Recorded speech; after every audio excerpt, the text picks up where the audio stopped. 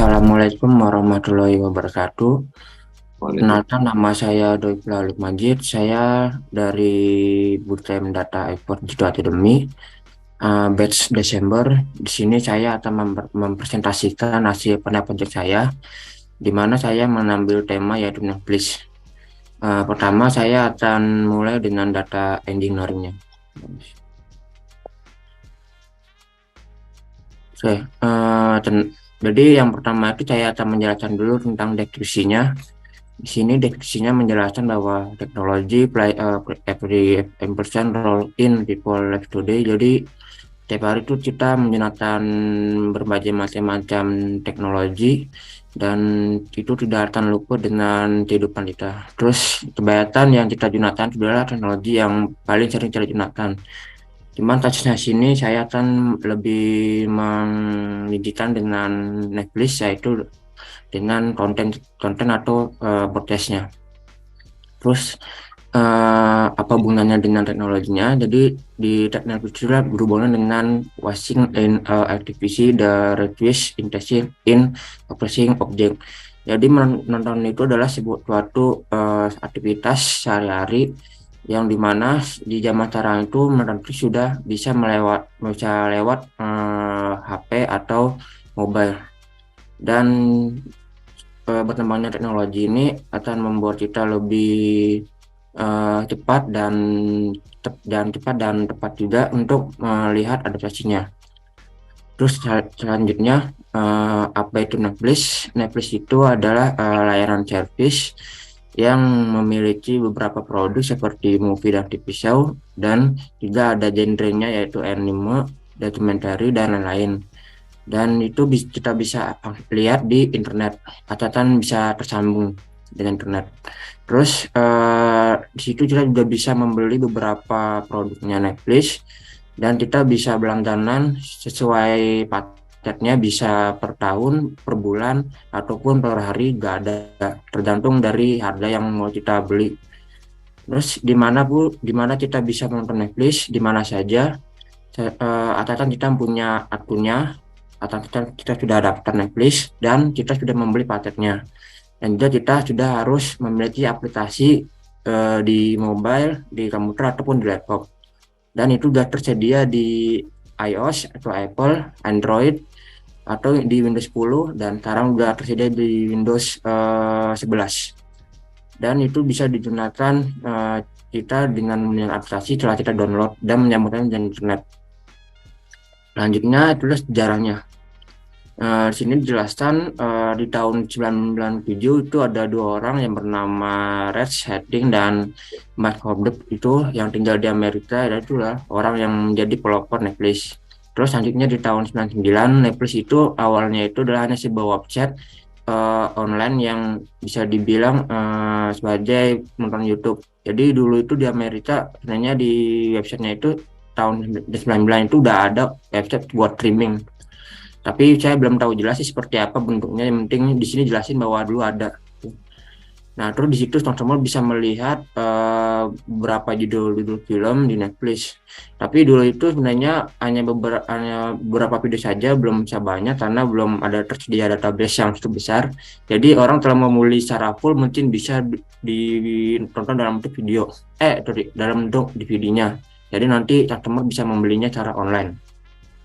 Terus lanjut ke 2006. Di 2006 ini Netflix barulah launching dan mendapatkan satu kontes yang telah ditemukan dengan jumlah customernya.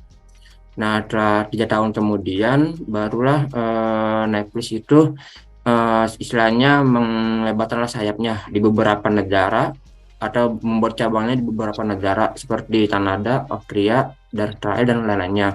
Dan dia juga membuka beberapa lowongan seperti di bidang matematika, computer scientist, dan engineering, dan juga yang berhubungan dengan broadcast. Di tahun 2007, Netflix barulah membuat sebuah produk yaitu film dan televisi show dan disalurkan atau di broadcast di internet. Setelah itu baru penonton bisa menontonnya dengan bebas tanpa ada batasan limit atau waktunya. sesuai dengan paket yang dia beli.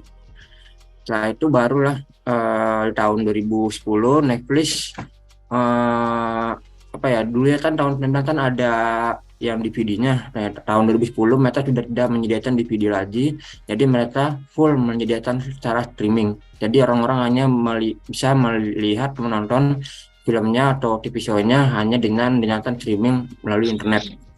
Dan di tahun sekitar 2011 sampai 2012 barulah Netflix sudah ada di beberapa negara di Kanada, Amerika Latin, terus sama di Eropa juga, ada di Inggris, Irlandia, dan lain-lainnya.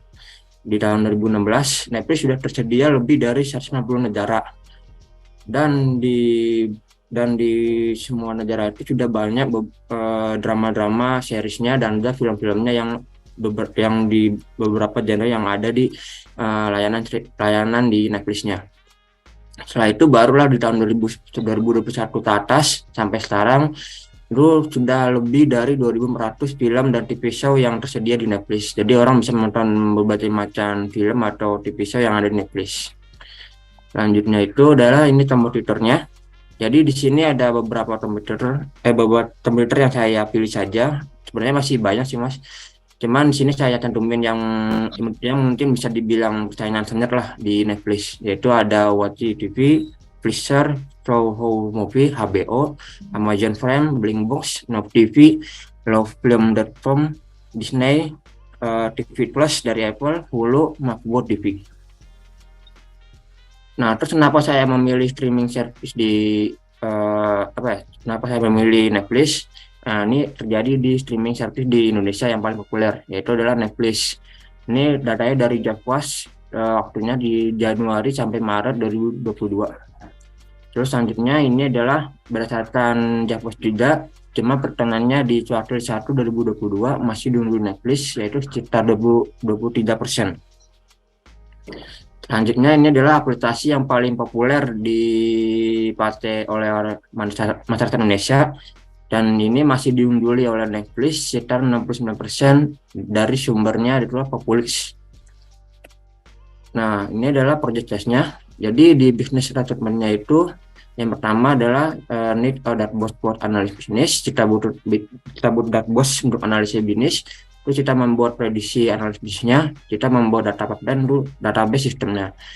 Untuk data processingnya, di data pipeline-nya ini ada data distribution, data schedulernya, terus tool update data menggunakan Airflow, database-nya untuk di data warehouse, dan data visualisasi plusnya itu dalam bentuk mengakumulasi by data sumber untuk melihat oleh beberapa usernya.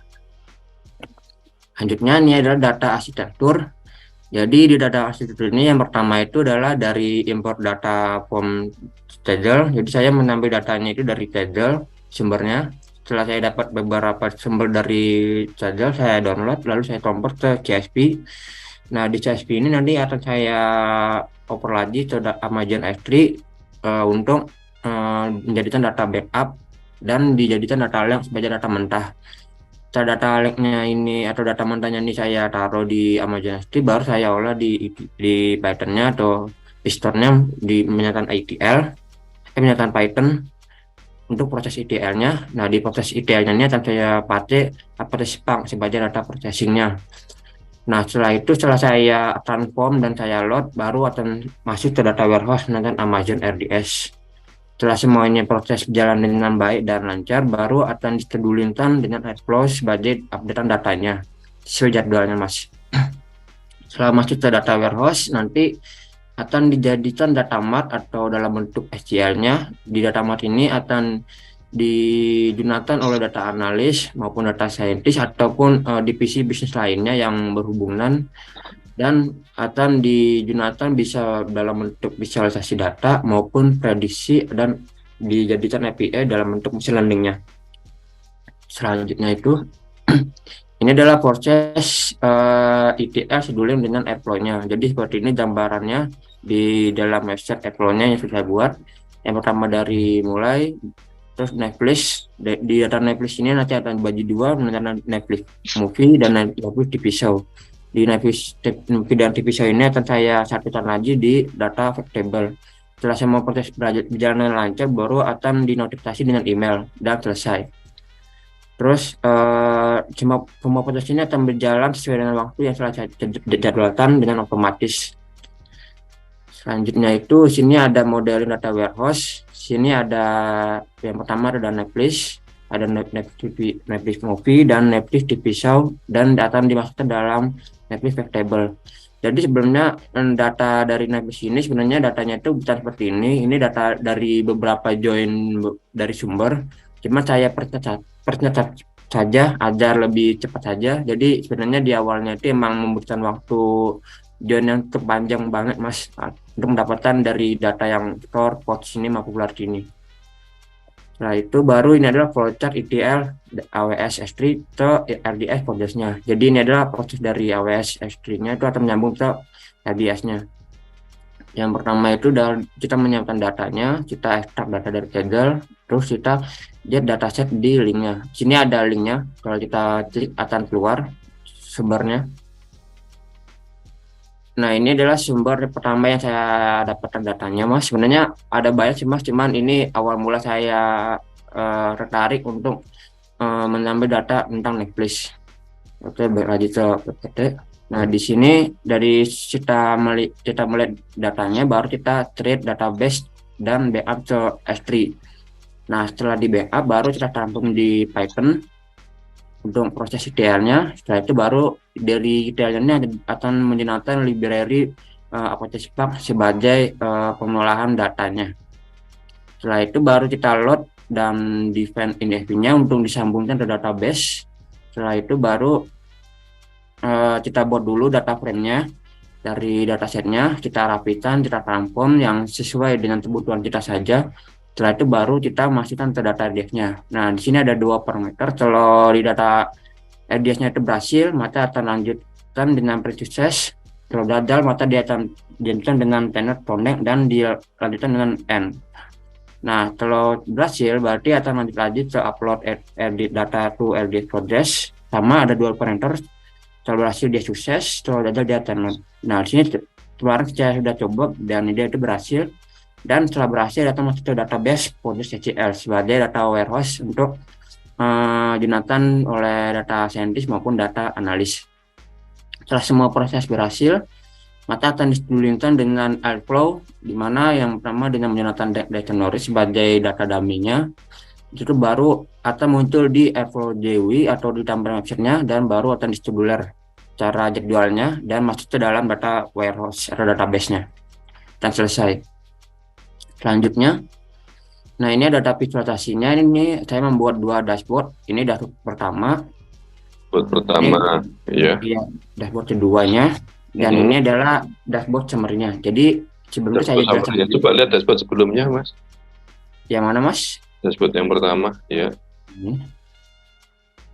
Jadi yang pertama ini ada 3 parameter, yaitu type, genre, dan release year.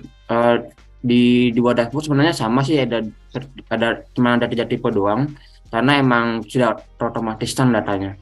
Hanya berbeda di di tampilan ini aja. Kalau di pertama itu ada ini line chart atau dalam bentuknya hyper jadi dia. Nah di sini ada dua produk, yaitu ada movie dan TV show. Bahwa dari tahun 70-an sampai 2021 itu paling dominasi adalah movie. Dan angkanya itu bisa dilihat di sampingnya, itu movie sebanyak 62% dan TV show itu sebanyak 37%. Dan di atas itu sebenarnya jumlah berapa total movie-nya dan TV show-nya. Terus ini ada top genre, itu ada komedi yang paling unggul, kedua drama. Dan di sini ada awards plot in genre, itu adalah visualisasi dalam bentuk angka, yaitu huruf. Hurufnya itu udah ini Mas, komedi, drama, dan komentari. Dan diungguli oleh drama, romance, komedi, roman, dan drama. Terus selanjutnya itu ini udah yang kedua. Yang kedua ini saya melibatkan store dari IMDb Store, IMDb Pods, TMDb Popularity, dan TMDb Store. Dan parameternya sama kayak dashboard sebelumnya, ada tiga, ada type, genre, tahun. Di bawahnya itu ada di distribusi map, jadi kita bisa melihat populasi yang paling dominan menonton Netflix. Terus di sampingnya ini ada beberapa judul film dan saya kaitkan dengan store. Kira-kira judul film atau TV show mana sih yang paling banyak? Kalau kita hanya mau mainkan movie saja, kita bisa rubah di sini movie. Kalau kita mainkan TV show, kita bisa rubah di sini. Terus di sini yang paling dominan adalah yang ini Breaking Bad dan ini adalah First Jump, dan semuanya dilakukan dengan hasil penjumlahan yang paling dibanyak Ya, oleh nanti teman-teman. di demonya aja ya. Ini Dilanjutkan. saya kirim kirim linknya. Jadi ini tampilan dashboard di awal. Dan sudah saya masukkan ke dalam link di Tableau publik. Oke, jadi yang pertama itu adalah ini tampilan dari lancarnya. Terus kita bisa lihat nih movie sebanyak 88 tons. Jadi datanya itu diambil dari ton ID-nya berdasarkan jumlah yang paling sering banyak ditonton oleh customer. Terus show-nya juga ada 68 dan ini ada pie chart-nya. Terus kalau kita mau merubah misalkan di Netflix kan lagi boomingnya sekitaran tahun 2000-an ya Mas. Nah, bila kita rubah tahun 2000-an lah, kira-kira siapa sih yang paling booming tahun 2005 gitu, 2006 lah. Kita rubah, nah masih tetap movie dan ini presentasinya sama dan tetap komedi yang paling banyak genrenya. Dan romance dan ada drama. Terus selanjutnya itu dashboard kedua. Jadi di dashboard pertama ini lebih apa ya Mas, lebih menjelaskan tentang produknya saja. Itu dalam bentuk TV movie dan TV show-nya. Jadi bisa menjadikan analisis berlanjut untuk kedepannya bahwa movie itu lebih diungguli dan genre dalam bentuk komedi lah lebih banyak ditonton oleh masyarakat di seluruh dunia. Terus di situ ini dashboard yang kedua. Nah, di sini tadi ada KPI-nya dalam bentuk IMD Store, IMD Force, dan IMD Property dan Store. Ini semuanya dalam bentuk sama. Nah, habis itu baru kita lihat persebaran negaranya. Yang paling banyak itu di Amerika dan diungguli di beberapa negara.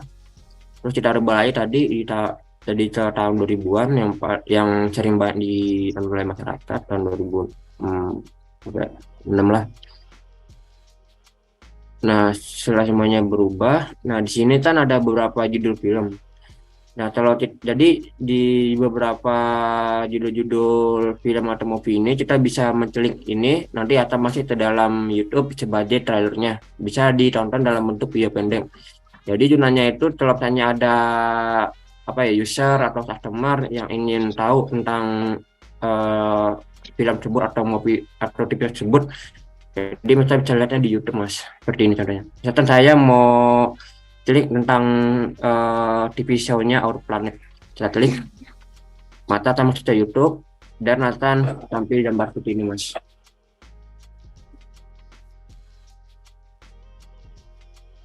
Oke, selanjutnya itu di ini saya masuk. Nah, kita bisa juga Mas melihat lainnya. Seperti saya akan saya kan lebih diundurin oleh TV show. Nah, saya mau rubah ke film aja karena saya lebih suka nonton film. Kita bisa mau ubah ke movie.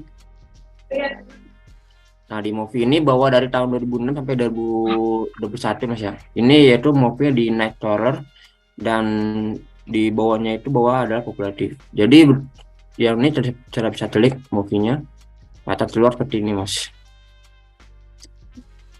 Jadi gunanya ini adalah untuk melihat video ceplatan saja Mas. Jadi orang biar tahu seperti apa video.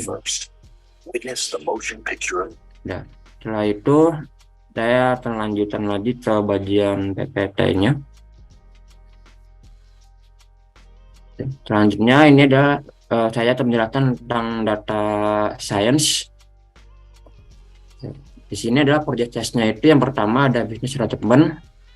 Itu adalah tentang relevan data for building machine learning. Jadi saya akan membangun data di menggunakan machine learning-nya dengan model yang tepat. Selanjutnya, machine learning itu akan saya sambungkan lagi ke API dan akan bisa diakses oleh beberapa user bisnis atau customer lainnya. Data treatmentnya itu yang pertama ada content based filtering, jadi ada content berdasarkan filternya, terus ada rekomendasi sistem analis, ada demographics based filtering, dan menggunakan base model yang terbaik untuk prediksi. Selanjutnya itu ada dataset information. Jadi ini adalah dataset yang ada di data yang saya gunakan untuk data analis atau data scientistnya. Yang pertama itu ada ID sebagai data ID on dashboardnya. Terus title-nya itu judulnya sebagai nama dari judul film atau TV show-nya, ada deskripsinya. Type-nya ada release-nya, ada genre, ada product country-nya, TV Netflix link, TMDB Trailer, ada runtime, IMDb Store, IMDb Watch, TMDB Popularity, TMDb Store, dan TMDb Netflix. Jadi sekitar ada 16 atau 15 ya yang saya gunakan. Selanjutnya itu dia ada workflow. Jadi workflow ini yang pertama itu ada collation data, lalu ada analisis datanya, ada data processing feature engineering, terus ada content based filtering, terus selanjutnya ada demographics based filteringnya, ada evaluasi model. Nah dari evaluasi model ini setelah modelnya dibuat dan setelah modelnya ditentukan, baru akan dibuat dua API. Yang pertama API itu machine learning model menggunakan Fast API. Yang kedua akan diintegrasikan modelnya dengan Streamlit dan akan disambungkan menggunakan ngrok. Yang disambungkan dengan ngrok adalah yang Fast API-nya mas. Kalau Streamlit-nya itu saya kemarin sudah sambungin dengan Streamlit Plot. Jadi di Streamlit itu ada plottingnya mas. Jadi dia bisa membuat asset publish dengan free dan gratis mas. Selanjutnya itu ada flowchart machine learning. Jadi yang pertama itu dimulai dengan membaca data, join data, processing datanya. Terus kedua dengan ada, terus ada statistik, ada dengan chartnya. Terus membuat modelingnya dengan metode using the DFT transformer. Terus setelah saya membuat modelnya baru dikonvert ke dalam bentuk NumPy dan dilanjutkan dengan timing using converging, terus kalkulasi dengan distribusi using Gaussian untuk melihat sebaran angkanya. Baru setelah itu kita menentukan beberapa model seperti model saya gunakan adalah model random forest, eccentric, TNN, dan juga CNN mas. Setelah menentukan modelnya baru akan dievaluasi model yang terbaik dan akurat. Setelah itu baru akan disimpan dalam bentuk pixel untuk ditaruh di API atau disalurkan dengan model di API-nya. Setelah itu baru setelah di-set akan deploy di API dan dieditkan dengan Fast API-nya. Nah, jadi pun dengan demographic based filtering dengan Streamlit itu kita membaca datanya, persiapan datanya, terus EDA dengan description-nya, baru membuat modelnya dan evaluasi modelnya, baru kita deploy dan kita masukkan dalam integrasi Streamlit-nya mas, dan selesai. Nah ini pertama adalah dari hasil model yang saya dapatkan bahwa ada 4 model sih mas yang saya gunakan. Sebenarnya ada banyak model, cuman karena saya kemarin sudah coba dengan cara manual untuk prediksinya itu memang ada yang tinggi, cuman saya coba beberapa data sampel secara acak itu datanya itu kurang akurat. Misalkan saya mau memprediksi tentang film nih, tentang judul, tapi kita nggak tahu tuh judulnya apa, itu movie atau show atau TV. Itu pas saya mau cari tentang informasinya, rupanya dia lebih ke movie, tapi pas saya cek lagi di database-nya itu dia lebih ke TV show. Itu membuat apa ya, suatu prediksi kurang akurat. Jadi saya kurang tahu juga, kurang paham juga sih mas tentang akurasi data mengenai converging atau data dalam bentuk hurufnya ini. Jadi saya simpulkan bahwa 4 inilah yang paling akurat dan saya lebih memilih data centric karena perkenalannya lebih simpel dan lebih cepat. Tadinya saya pakai random forest, cuman random forest emang bagus, emang akurat, cuman dia perkenalannya agak lama dan memakan waktu yang cukup lama juga mas untuk di API-nya. Setelah itu, setelah semuanya sudah saya pilih, akan saya save dan pixel dan saya deploy dalam bentuk API-nya mas. Setelah itu di sini ada contoh gambarannya di codingannya. Di sini catatan saya mau nampilin movie dengan judul film Dylan dan TV show-nya dengan judul The Flash. Nah, di Dylan ini itu adalah tipenya movie dan The Flash ini adalah TV show. Nah, terus saya prediksi dengan model decision tree-nya sama di TV show juga dengan decision tree-nya bahwa yang keluar itu adalah movie dan TV show sesuai dengan database-nya. Dan ini bisa dibilang akurat dan cepat, Mas. Nah, bawahnya ini adalah sama binatang data sampel Dylan dan The Flash juga. Cuma parameter untuk labelnya sini adalah genre. Jadi saya membuat dua labeling, yang pertama type sama genre. Nah, di genre ini untuk Dylan itu udah romance dan drama. Di The Flash ini adalah type drama dan action. Setelah saya prediksi dengan decision tree-nya bahwa actionnya sama romance dan drama, type dan drama dan action. Dari tujuan dari apa ya, dari modeling ini, jadi kita membantu user atau customer bila mereka ingin mencari suatu informasi yang lebih spesifik tentang suatu judul. Misalkan judul itu dia lebih ke arah mana sih, lebih ke movie atau show, jadi kita bisa melibatkannya. Atau dia lebih suka apa ya, lebih ke genre apa sih, apa genre horor atau genre drama, jadi kita bisa tahu di sini, Mas. Sebenarnya masih bisa saya tampilkan banyak lagi, Mas, untuk seperti ini, karena di data saya ada beberapa typo lagi. Cuman karena dari dua ini sudah memakan waktu yang lama dan memori yang tidak juga, maka saya putuskan dua saja, dan ini bisa dibilang yang paling sering banyak dilihat oleh orang-orang, Mas. Selanjutnya ini adalah tampilan dari content based filternya. Jadi sini ada 5 yang saya tampilin. Dan ini adalah yang pertama ini melihat informasi dari database, dari judul film, TV title-nya atau TV show-nya. Nah, bawahnya ini ada tentang prediksi yang tadi saya jelaskan, lalu ada prediksi tentang type-nya dengan menuliskan judul, dan prediksi tentang genre dengan menuliskan judul. Nah, bawahnya ini adalah ada upload data flash Netflix. Jadi kita bisa menaruh menaruh judul film atau TV show film yang baru yang lagi update lah gitu, cara naruhnya di database. Jadi kalau misalnya ada user atau ada developer, dia punya data nih tentang film baru, nah kita bisa taruh di database kita gitu, dan akan masuk ke folder SQL. Nah, saya akan menampilkan dari API-nya. Ini saya kirim linknya dulu, Mas. Saya masukin ke chart-nya. Ini adalah link dari Nginx yang sudah saya buat, Mas. Jadi bisa diakses secara publik. Nah, ini Mas sudah masuk, Mas, linknya. Oke, sudah masuk. Oke, kita buka bareng-bareng aja, Mas. Nah, kita buka. Nah, termasuk seperti ini. Itu yang pertama itu adalah ada movie titles. Misalkan saya mau mencari film tentang Rainbow Shoot. Nah, maka akan muncul informasi tentang film tersebut, mulai dari ID, judulnya, deskripsinya, dia mengenai apa sih film ini gitu. Dia menceritakan cerita tentang pendeknya gitu. Terus type-nya apa, movie, rilis tahun berapa, tahun 2000, genrenya apa, produk country-nya dari negara mana, asalnya dari US sama DA. Terus ini ada link yang akan menyambungkan ke Netflix sama ke YouTube-nya untuk bisa dilihat lebih lanjut, Mas. Nah, sini ada durasi waktunya, dia sekitar 92 menit. Terus ada skornya berapa, ada portsnya berapa, ada popularity angkanya berapa, terus skornya berapa, dan ada type Netflix-nya dia masih dalam kategori berapa. Nah, kalau seandainya saya masukin judul yang bisa dibilang random atau salah, misalkan saya mau masukin judul Warpog, Warpog. Nah, saya shoot, maka akan menampilkan seperti ini. Please enter the title with a capital letter and after a space in star with a capital letter again except for number.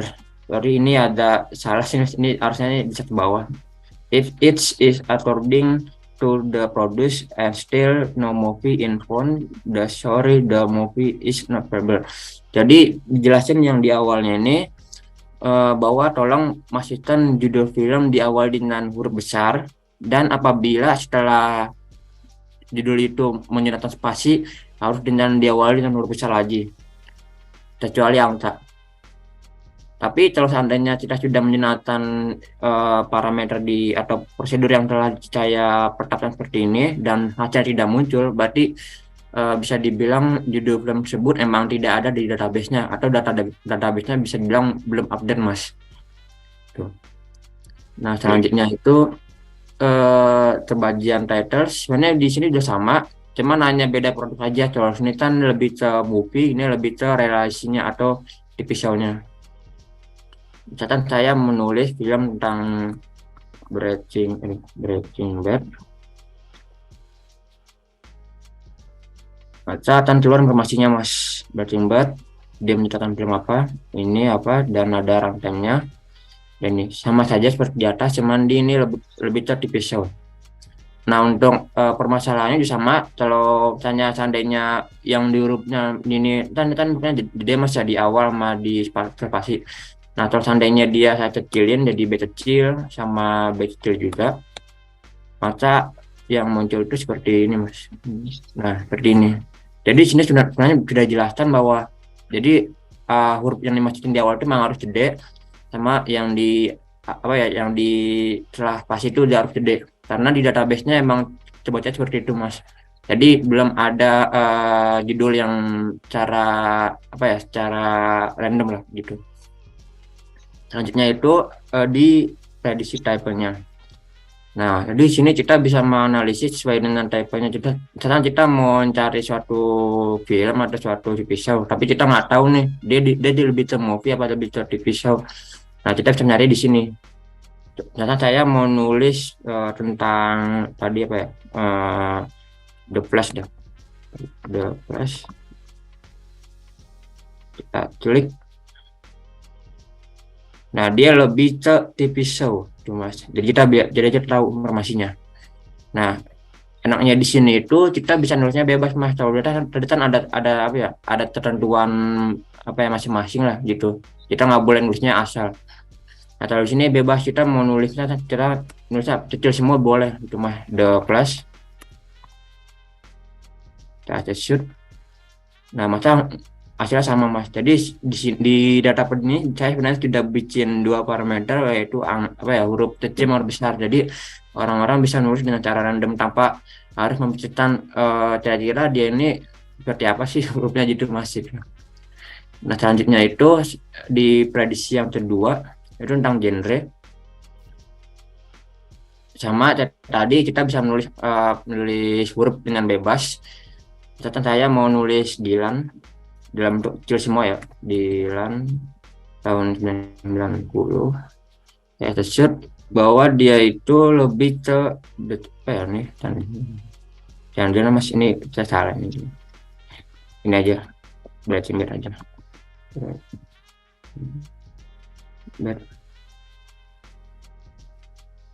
Nah, dia itu lebih ke ini, Mas, drama, trailer, crime. Jadi saya menulis tentang apa sih namanya, TV show. Ini kan Breaking ini adalah dia dalam TV show atau reality, dan dia memiliki genre itu drama, trailer, dan crime. Seperti itu, Mas. Selanjutnya itu di bawah ini ada API post data. Jadi kita tadi bisa memasukkan updatean film atau TV show terbaru yang ada di broadcast perfilman, Mas. Mungkin bisa saya contohkan, saya keluar dulu. Misalkan saya mau masukin film, saya cari dulu datanya.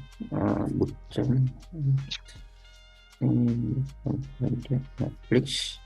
Nah, misalkan saya mau masukin tentang film terbaik, Mas nih.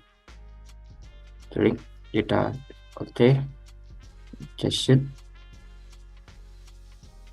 mungkin ada lama sih.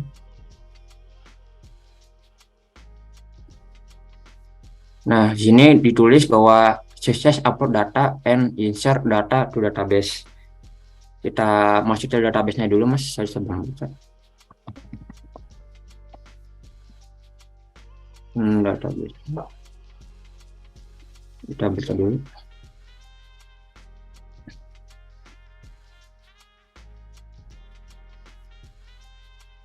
Jadi data yang saya upload itu akan masuk di sini semua mas. Jadi tujuan yaitu sesuai dengan data arsitektur tadi mas.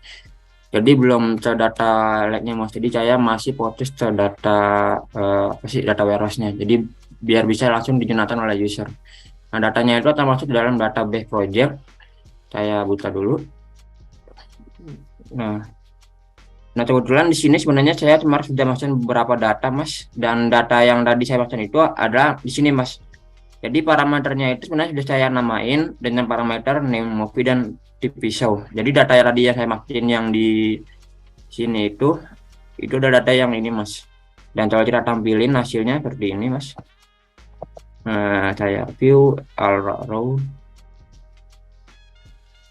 Nah ini mas tuh ada filmnya tentang taxi driver. Nah ini banyak tuh ada beberapa parameter. Nah ini ada name, ada karakternya, ada role-nya, ada type ini dan lain-lain mas. Dan ini dari gambaran apa yang di post. Nah ini dia seperti ini mas codingannya. Dan ini namanya mas tadi yang bagi parameter mas ini movie and TV show. Jadi tiap kali ada upload film atau bisa masuk dengan dinamai seperti ini mas. Walaupun kita mau rubah bisa mas, tergantung kebutuhan aja gitu. Nah selanjutnya itu saya balik lagi ke PPT-nya.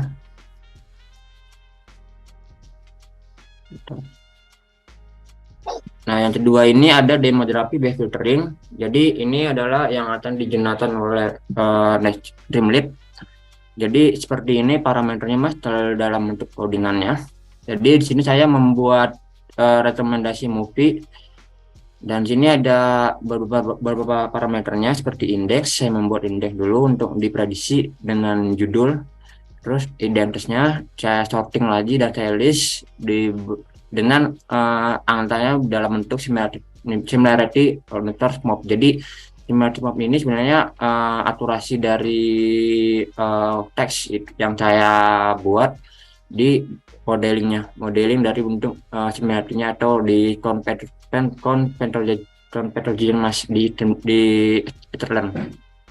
Setelah itu baru saya request di Truin dan Lambda, dan data yang akan saya munculkan itu sebanyak 10 mas, 1 dari 10. Jadi datanya akan muncul 10 judul film.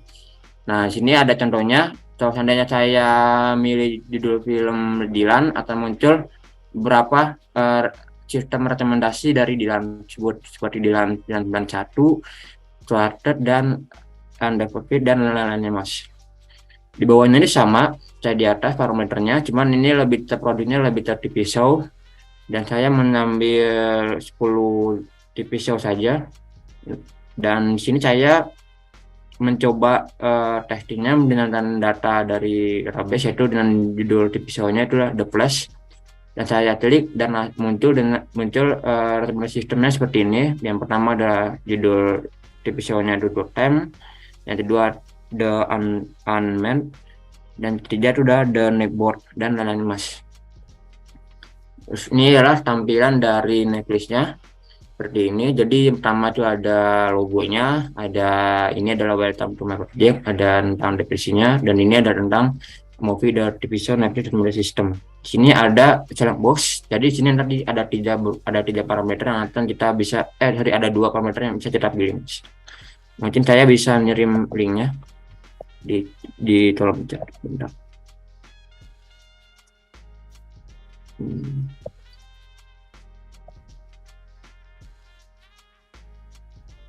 Nah, itu linknya mas sudah saya kirim, bisa dibuka. Oke. Nah saya buka. Mungkin memang ada sedikit lama setelah baru pertama kali buka. Nah ini adalah tampilan dari Netflix, backgroundnya warna hitam dan ada logo dan lain-lain mas. Di sini jadi ada Netflix ini saya mengambil 2 parameter saja, yaitu movie base dan TV show. Tadi saya mau ngambil 3 sih mas, jadi sini bawahnya itu ada genre. Cuman di genre itu mungkin akan memakan waktu lama lagi mas untuk membuat apa ya logiknya, karena di dua ini juga lama juga saya membuat ini bisa 3 hari mas, karena mencari beberapa logik dulu di internet dan bisa diaplikasikan di Simulink mas. Nah di sini saya coba contohkan di Moviebase, saya klik.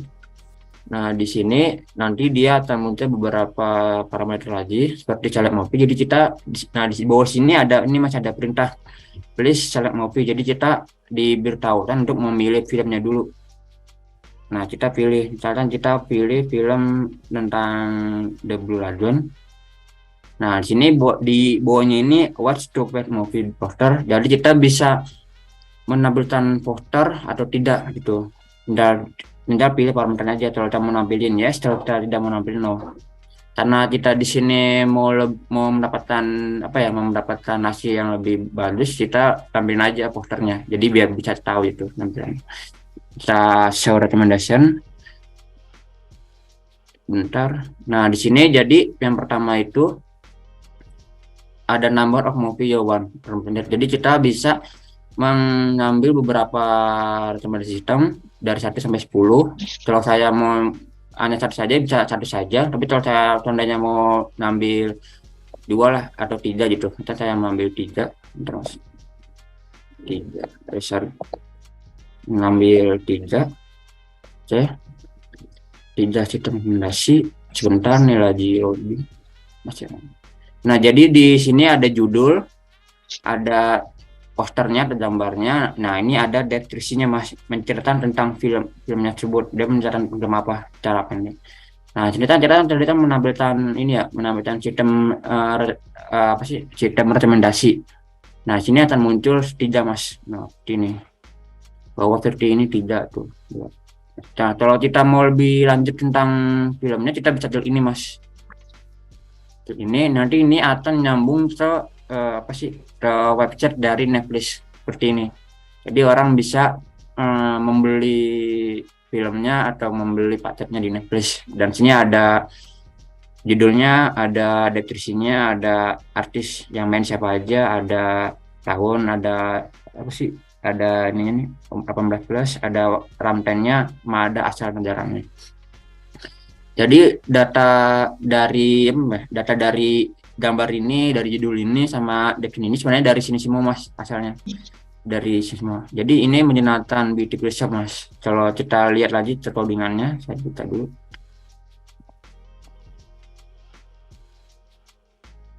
Saya masuk ke Streamlit di data processing. Bentar. Nah, jadi ini data processing yang saya gunakan untuk diaplikasikan di apa ya, di Streamlit. Cuman ini dalam bentuk judulnya saja. Nah, kalau modelingnya nanti ada lagi di situ. Mungkin penjelasannya agak panjang, cuma saya akan menjelaskan secara ininya aja, judulnya saja biar cepat. Jadi saya membuatnya ini awal-awal mulai itu adalah mengambil datanya dulu. Dan datanya ini akan saya baca dengan menggunakan Pandas. Setelah saya baca, nanti datanya ini akan saya lihat seberapa banyak. Rupanya ada 18, 15, 16 gitu mas datanya. Oh ya, sebenarnya datanya ini ada 2000 mas. Cuman karena di data-data sebelumnya ini ada beberapa data yang hilang seperti poster ini, link apa ya, linknya ini, maka saya hapuskan saja karena agar bisa nyambung ke Netflix ini harus ada 2 parameter ini mas. Kalau nggak ada 2 parameter ini nggak bakal bisa nyambung ke Netflix. Nah terus di situ saya lanjut bawah. Nah di sini ada genre.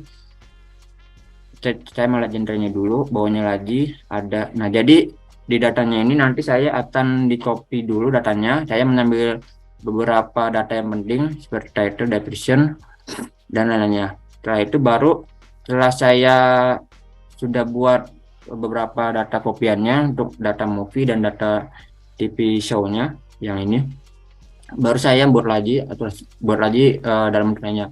Nah di sini saya sebenarnya sudah buat dalam bentuk genrenya untuk diaplikasikan di Streamlit. Cuman karena waktunya terbatas, ya udah saya akhirnya tidak menerapkannya saja karena takutnya nanti malah nambah banyak makan error mas gitu. Setelah itu baru saya bawa lagi. Nah, di bawahnya ini saya lihat bahwa semua, aduh, bentar, Mas. Nah, saya melihat, nah di sini setelah saya sudah buat tadi beberapa token datanya, baru saya buat full movie ledge sama full TV terlihat. Ini adalah untuk acupan apa ya, coba aja data dictionary-nya Mas. Jadi saya mau masukkan Streamlit itu dalam bentuk data JSON Mas nantinya. Dalam bentuk CSV-nya bisa, cuman mungkin lebih simpelnya data JSON nanti agar lebih mudah ditampilin ke websitenya Mas. Nah, setelah itu baru saya tampilin dan ini dalam bentuk dictionary-nya Mas. Setelah itu baru saya buat beberapa parameternya. Nah, ini parameternya jadi seperti ini. Ini untuk di movie. Jadi yang pertama tadi ini di TV show bagaimana ya? Nah, ini di movie-nya jadi ini parameternya. Jadi saya mengambil title dan Netflix link. Jadi ini akan disambungin dalam satu dictionary dan juga ada movie data, saya buat lagi parameternya berdasarkan genre dan juga ada IMDb score-nya disambungkan dengan score. Nah, setelah itu setelah semua proses sama, sebenarnya dari TV show sama movie sama parameternya. Nah, itu baru saya tampilkan hasilnya. Hasilnya yang saya buat tadi itu seperti ini Mas. Jadi akan muncul judul film dan apa ya, angka atau indeksnya dan juga nih linknya. Jadi inilah yang akan tersambung ke Netflixnya Mas. Setelah itu baru bawahnya lagi. Nah, saya membuat similarity angkanya untuk menjadikan prediksi sistem rekomendasinya. Nah, dan ini adalah gambarannya Mas yang saya akan dijadikan data JSON movie-nya. Setelah itu baru akan di save dalam bentuk JSON-nya Mas. Nah, dalam bentuk JSON-nya seperti ini Mas. Dalam bentuk pixel. Nantinya akan ditampung seperti ini Mas. Dan ini hasil codingannya udah lumayan banyak sih Mas. Mungkin saya persingkat saja. Nanti data yang telah saya buat itu akan masuk dari sini Mas. Ini data yang telah saya save dalam bentuk JSON. Ada movie data, ada title data, ada movie title. Bawahnya itu ada TV data sama TV title. Setelah semua masukin, nanti saya akan masukin beberapa parameter disambungin ke Streamlit. Di Streamlit-nya seperti ini Mas tampilannya. Ada, nah di sini yang ini headernya atau tampilan atasnya. Jadi saya buat di dalam bentuk definisi saja. Ini gambarnya, gambar Netflix-nya dari logonya. Baru ini adalah tampilan checkbox-nya. Tampilan judulnya ada Welcome to Project, ada movie dan visualnya. Setelah itu, nah tadinya ini Mas, ini ada genre yang sebagai select box-nya sebagai apa ya, buat user buat bisa milih. Cuman karena terbatas waktu saya jadi nggak terapin Mas. Jadi saya hanya menggunakan movie base sama TV show dan base-nya saja. Nah, di sini parameternya memang cukup panjang dan itu akan ditampung di dalam ini Mas, mana ya? Nah, ini movie recommender. Jadi ini adalah semacam kayak apa sih? Logiknya Mas, logik untuk menentukan sistem rekomendasi yang tadi saya buat Mas yang seperti ini mana? Nah, seperti ini Mas yang tadi yang definisinya. Maka akan munculnya nanti seperti yang di sini Mas. Nah, cuman kelemahan dari apa sih namanya, dari ini itu datanya itu kan Netflix itu kan memang setiap tahun datanya update Mas ya. Jadi Netflix itu kan bukan kayak website IMDb film itu kan, kalau IMDb film itu kan emang database-nya film atau apa ya, serial lah. Jadi dia dari tahun dulu sampai tahun sekarang masih tetap ada. Nah, di Netflix ini emang datanya itu update. Jadi kalau ada film yang lulus sensor atau film yang nggak disukai oleh customer atau yang kurang ditonton oleh customer, maka film tersebut akan dihapus Mas dan digantikan oleh dengan serial yang lain Mas. Nah, contohnya itu seperti ini kalau errornya. Misalkan saya mau pilih taxi drive. Nah, saya tampilin. Oke, nah di sini ada satu rekomendasi. Nah, kalau saya mau nambah lagi, saya dua lah. Dua, saya cek lagi rekomendasi. Nah, dua. Bentar. Nah, ini yang film pertama muncul. Nah, yang film kedua nggak muncul. Nah, ini yang film pertama muncul. Ini kenapa tidak muncul atau error? Karena film dari Nightcrawler ini emang di database Netflix itu dari tidak ada atau sudah dihapus sama dia. Jadi bisa dibilang database-nya itu up to date, Mas. Jadi setiap tahun emang ada perubahan. Nah, contohnya seperti ini sih, Mas. Kalau saya klik film dari Artikel 15, itu akan muncul tampilan dari filmnya seperti ini. Nah, kalau seandainya saya pilih yang bawahnya, yang ini, itu mata Lost Your Way. Nah, jadi filmnya ini memang sudah tidak ada. Tadinya ada, cuman sama pihak Netflix sudah dihapus dari database-nya. Tuh. Yang biru coba di sini. Seperti itu, Mas, saya kira. Kalau seandainya data saya miliki bisa dibilang update, mungkin semua tampilannya tidak error seperti ini, Mas, itu. Dan kemarin saya sih sudah ini, Mas, sudah mengakalinya dengan beberapa logik, cuman tetap error, Mas. Jadi sebenarnya hasil tampilan ini muncul karena dari ini, Mas, dari apa ya, dari tampilan linknya ini menggunakan library beautiful shop. Jadi kalau yang tampilan ini mata akan muncul, kalau misalnya error seperti ini mata akan error caranya. Ini error kode net and support. Nah, saya balik lagi ke PPT-nya.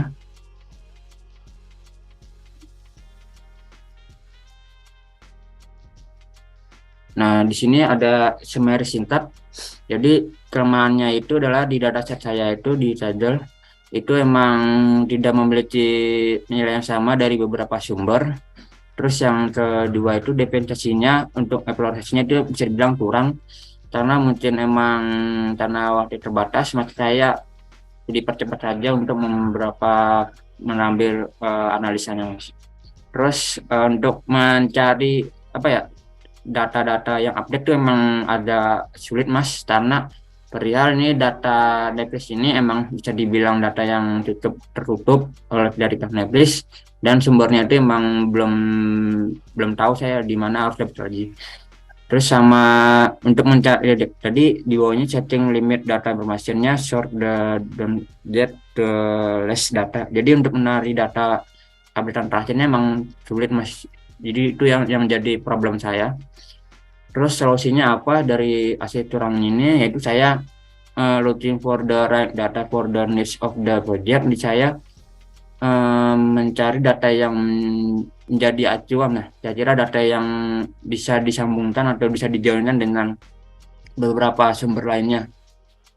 Terus kedua ini adalah conduct a drop population of the data before data engineering type dan challenge data that is update according to updates from the Netflix database.